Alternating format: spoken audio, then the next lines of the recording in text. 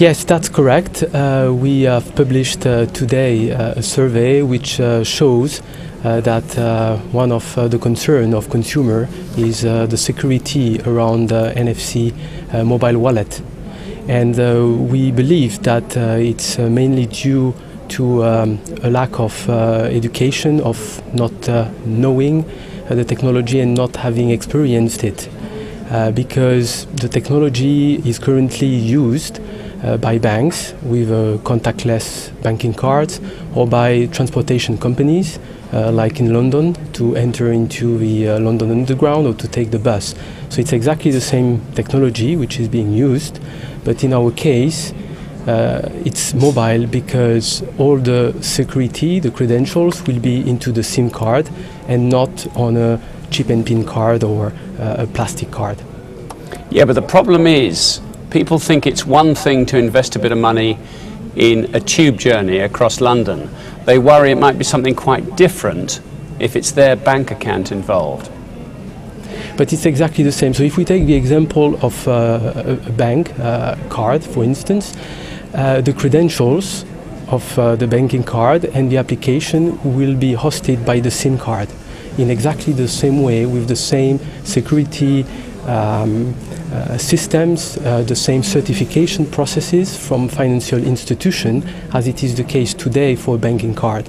So the security is exactly the same. What happens if I lose my phone? Can't somebody else take that phone and run up a huge bill?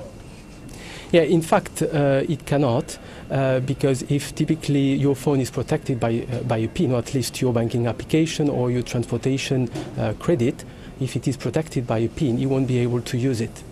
And you will be, as it is the case today, contact your bank or your mobile operator, and even very likely in the future go over the internet to lock or delete the application.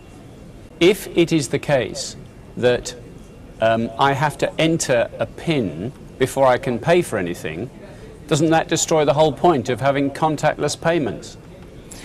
Not really, because the beauty of mobile NFC is the fact that you have a mobile wallet. So instead of having several cards, different banking cards, transportation card, some loyalty cards, some coupon, everything will reside securely within the mobile phone. So I think that's really something which is brilliant, because it's going to transform completely the digital interaction between the consumers and all their interaction with the world. And regarding the PIN, it's really up to the consumer to maybe accept to run the risk of losing up to £20 or not. So if it's protected by a PIN, he won't be able to, I mean, he won't lose these up to £20. Otherwise, that's the maximum he could lose, so per transaction. So I don't think it's down to the consumer, but I think the protection is there. Must be rather depressing, though, that when you did your research, you found that, what, 2/3 of people never heard of this technology? Yes and no. It's quite positive because, as you said at the beginning, it hasn't been much advertised so far. So a third is already a very good number.